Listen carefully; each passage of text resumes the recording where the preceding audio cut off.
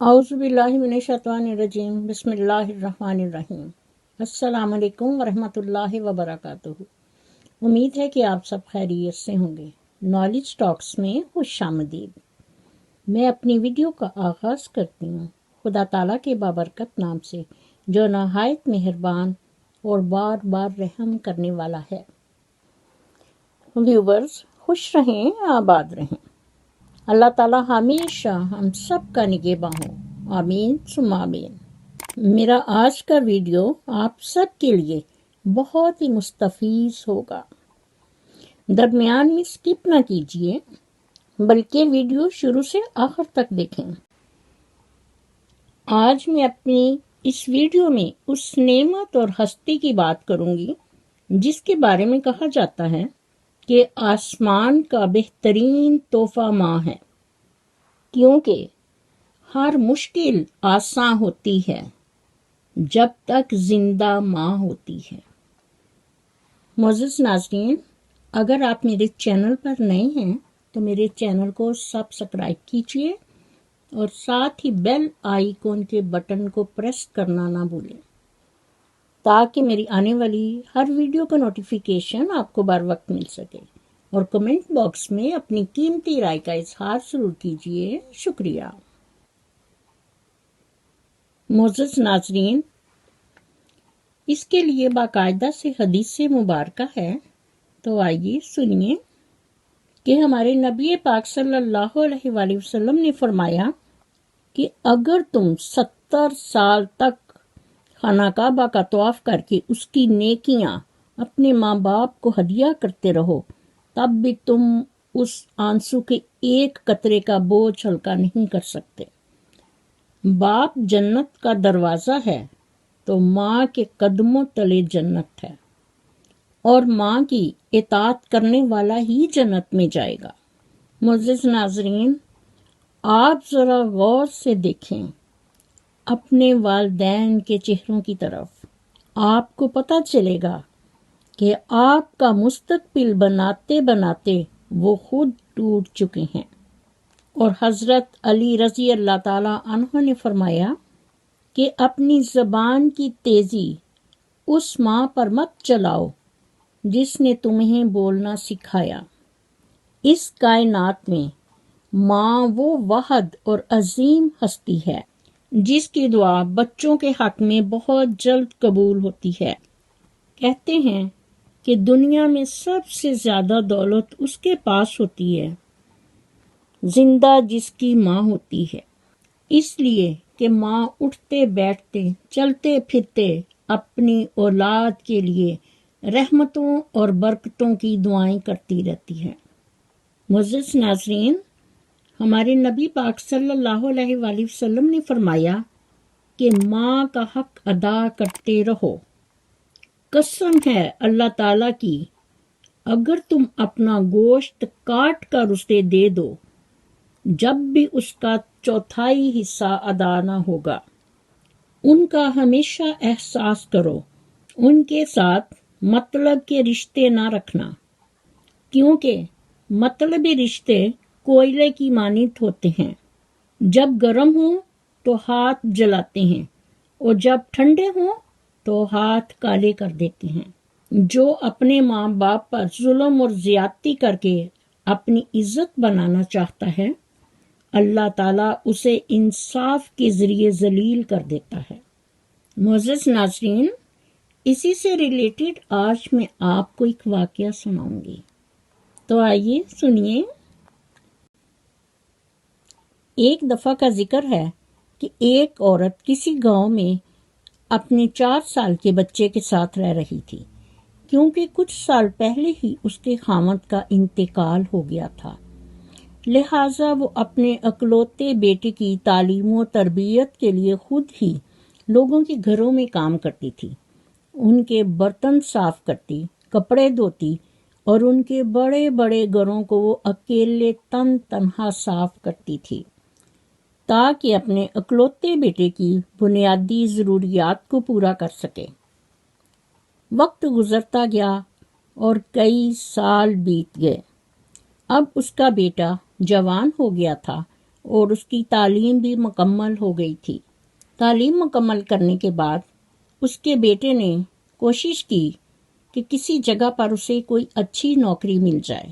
اس نے کافی کوشش کی، کافی جگہ پر درخواستیں دیں، لیکن کچھ سمجھ نہیں آ رہا تھا کہ وہ کیا کرے۔ لیکن اس نے ہمت نہیں ہاری، وہ برابر کوشش میں لگا رہا اور آخر کار اسے ایک اچھی کمپنی میں نوکری مل گئی، جس پر اس کی والدہ بہت خوش تھی، اور اس کی والدہ چاہتی تھی کہ اب وہ اپنے بیٹے کی جلد شادی کر دے۔ اس لیے اس نے کہا، بیٹا اب آپ کی بڑی اچھی نوکری لگ گئی ہے اور میں چاہتی ہوں کہ تمہاری بہت جلدی شادی ہو جائے۔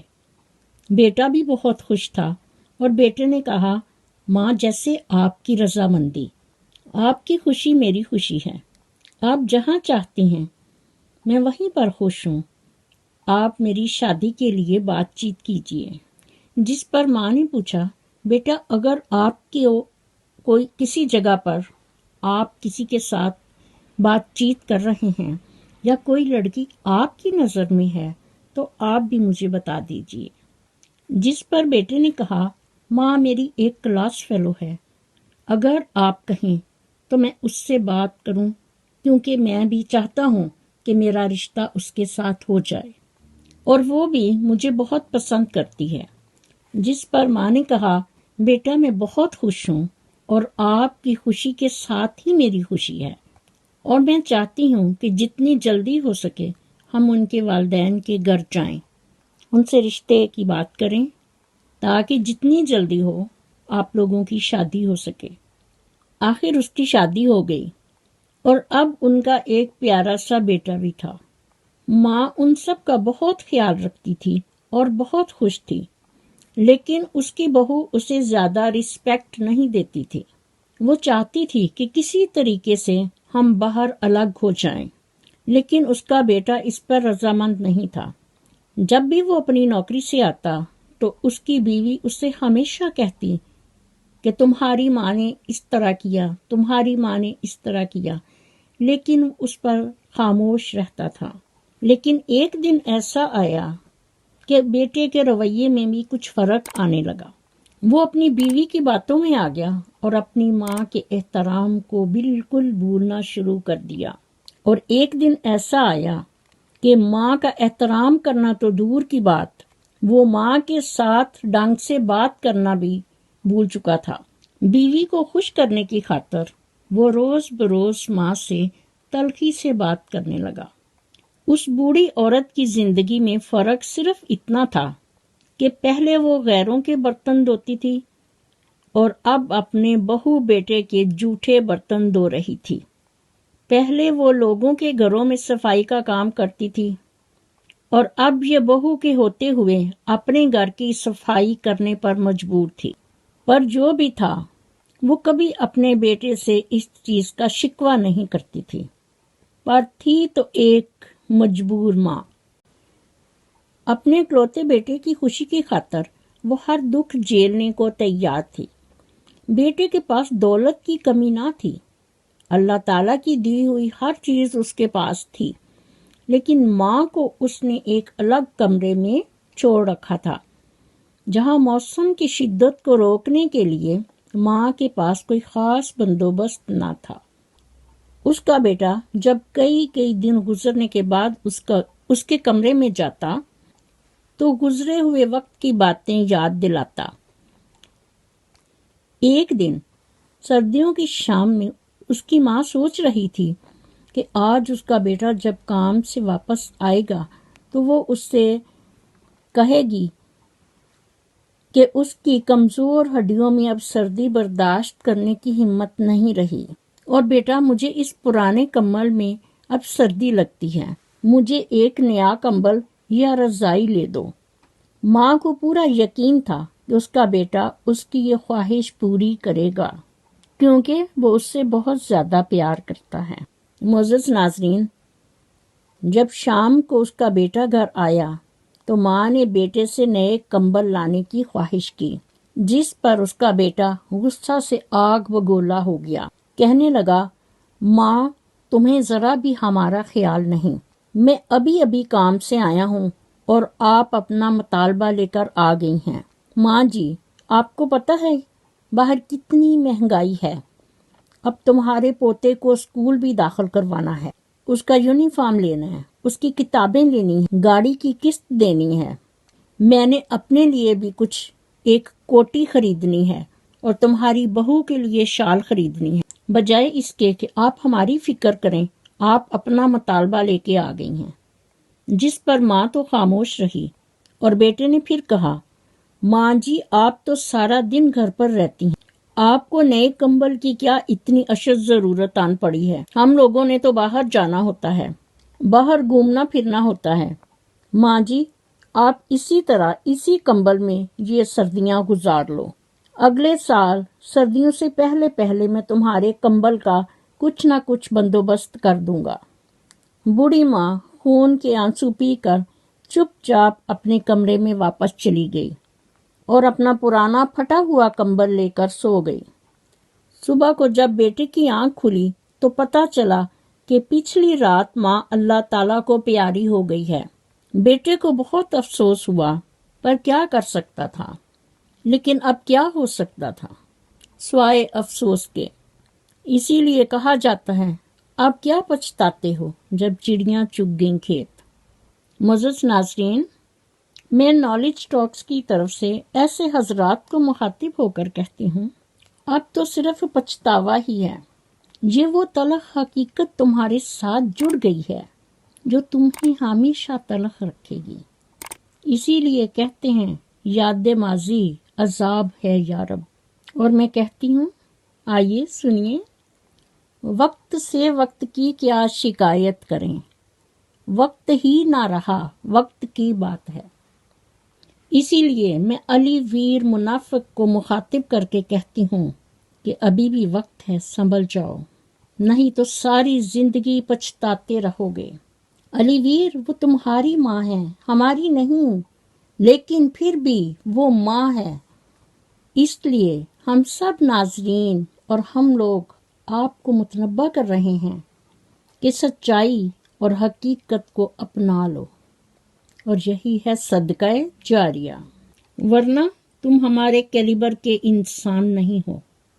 اور ناظرین بھی آپ لوگ کو پسند نہیں کرتے، لیکن وہ اس لیے دیکھتے ہیں کہ کتنے کتنے ناشکرے لوگ یہاں پر موجود ہیں، اور تم سوچتے ہو کہ اس دفعہ میری پیمنٹ پہلے سے زیادہ آئی ہے۔ یہ ہے علی ویر تمہارا اصل چہرہ اور اصلیت، اور خدا تعالیٰ کی ناشکری۔ ویروں کا ٹولہ، فیاض بھائی عرف چوچی اور علی ویر منافق، تم ان کے سردار۔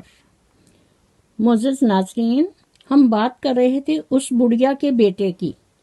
جب اس کی والدہ کی وفات ہو گئی تو بیٹے نے اپنے تمام رشتہ داروں کو ماں کے جنازے پر بلایا اور ماں کے کفن دفن اور رشتہ داروں کی خاطر مدارت پر لاکھوں روپے خرچ کیے۔